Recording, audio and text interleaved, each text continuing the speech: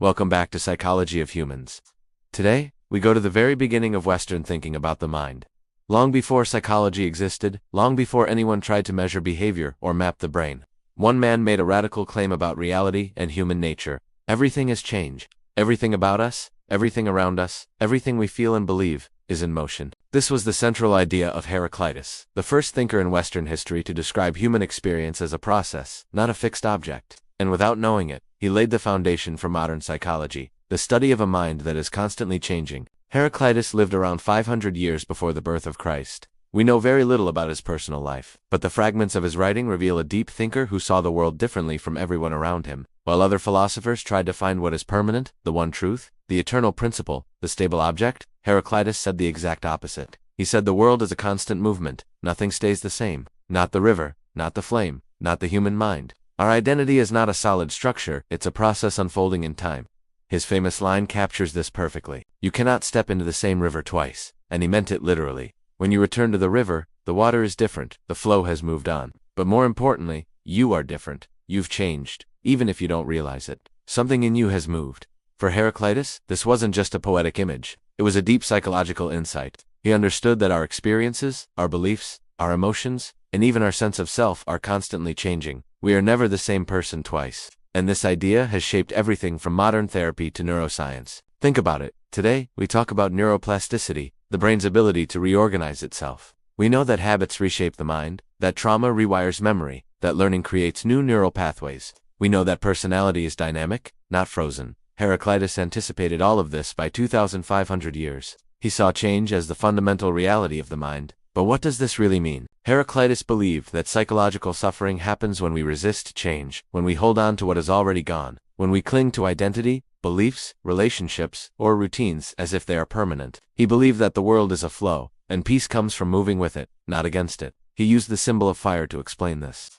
Fire looks stable, but it's constantly burning, consuming, transforming. It has a shape, but it never holds the same form. This, for him, was the human psyche, a flame of thoughts and emotions that is always in motion. This is a powerful image for understanding our inner world. When we try to fix who we are, this is me, I will never change. We create conflict with reality, because reality moves. Life forces change on us. Childhood, adolescence, love, loss, aging, even the way we think about ourselves evolves. What you believed 10 years ago may feel ridiculous today. The same river, a different moment. Heraclitus didn't see this as a tragedy. He saw it as freedom. Because if everything changes, then nothing is fixed. No emotion lasts forever. No belief is permanent. No failure defines you.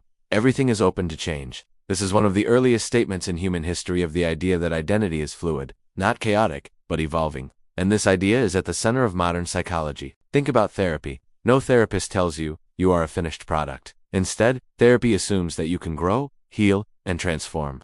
The entire field rests on the belief that your thoughts are not you. They are passing events. That your emotions are movements, not prisons. Heraclitus saw all of this 2,500 years ago, but there's another side to his philosophy, a deeper psychological insight. He believed that change happens through conflict, but conflict for him was not negative, it was creative. He used the term war as the father of all things, not to glorify battle, but to express a truth about growth. Two forces meet, they clash, and something new is created. In the human mind, this means our contradictions shape us. We want comfort but seek challenge. We fear failure but desire success. We crave certainty but our mind enjoys curiosity. These internal tensions are not flaws. They are the engine of psychological development. This idea appears everywhere in modern psychology. Freud talks about internal conflict between desire and social rules. Jung describes the tension between our conscious identity and our hidden self.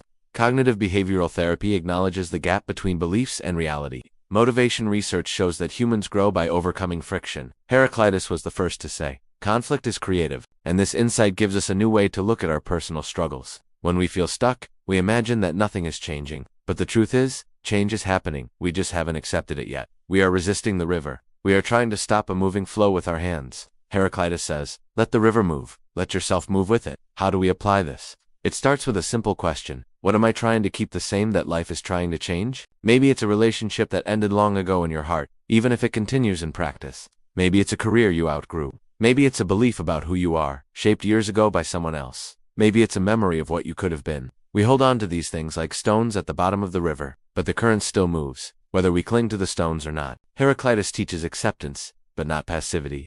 To him, acceptance means participating in change, not ignoring it. It means recognizing that everything we hold tightly is already altering moment by moment. This is not a loss. It is a chance to constantly recreate ourselves. Modern psychology has rediscovered this many times. Mindfulness teaches us to observe thoughts and let them pass. Stoic philosophy teaches us to accept what we cannot control. Existential therapy encourages us to embrace uncertainty. Empirical psychology shows that people change more than they expect over time. Heraclitus saw that the mind is a flow. Another important part of his thinking is the concept of the logos. This is a complicated term, but we can simplify it.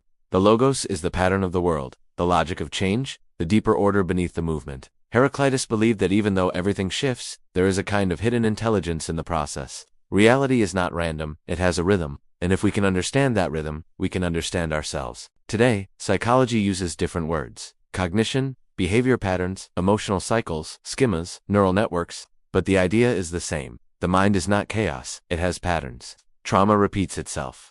Love repeats itself. Anxiety repeats itself. Our mind creates loops and habits. The logos, in modern language, is the pattern of thought. So when Heraclitus said, "Listen, not to me, but to the logos," he meant, don't take my opinion, observe the pattern of reality. Watch what your mind actually does, not what you think it should do. Notice your reactions, notice your beliefs, notice how you change. This is the beginning of introspection. So many ancient thinkers focused on the eternal, the immortal, the divine, the perfect. Heraclitus forced humanity to look inward at the inner movement. He did not see the soul as a statue, he saw it as a flame. This idea shaped philosophy for centuries. Later, Stoics took his insights and built an entire psychological method. Accept change, discipline the mind, control your reaction, not reality. Modern cognitive behavioral therapy is a direct descendant of this thinking. Heraclitus is the first Western philosopher who treated the mind as a living process.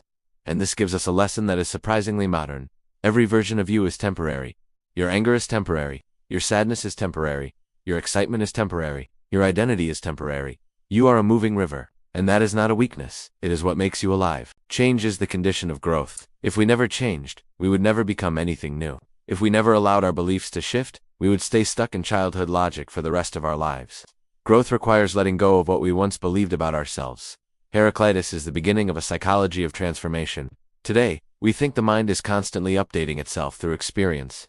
Every day adds something, removes something, reshapes something. You are not the person you were yesterday, and tomorrow, you will not be the person you are today. This is not a metaphor, it is a biological and psychological fact. Your memories update, your priorities shift, your worldview expands, your habits change, your relationships alter your emotional patterns. The river moves. When we stop fighting that movement, everything becomes easier. Instead of saying this is who I am, ask, who am I becoming? Instead of saying this is my belief, ask, why do I believe this now? Instead of saying, I want things to go back to how they were, ask, what is the change that is already happening? Heraclitus teaches us to meet reality where reality is, not where we wish it would stay. Most suffering begins when we try to stop change. A relationship ends, but we hold on. A dream dies, but we pretend it's still alive. A chapter closes, but we keep reading the same page. The river has moved on. We are standing in an empty stream bed. Heraclitus tells us, step into the river again. It will be different. You will be different. That is the point. There is wisdom in accepting the flow of life.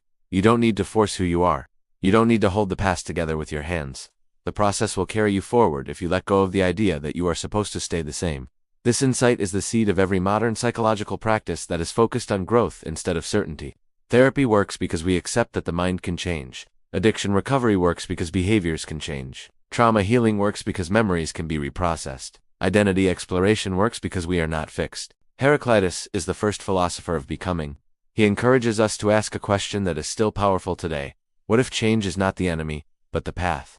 When you embrace this, anxiety about the future becomes lighter. You don't need to know the destination. You don't need to cling to the past. You need to participate in the river of your own life. So next time you feel overwhelmed by change, remember this. The river moves whether you resist or accept. You can fight it or you can step into it and grow. Heraclitus shows us that psychology did not begin with laboratories, experiments, or therapy. It began with a simple observation. Everything flows, especially the human mind. The self is not a thing, it is a journey. Thanks for watching Psychology of Humans.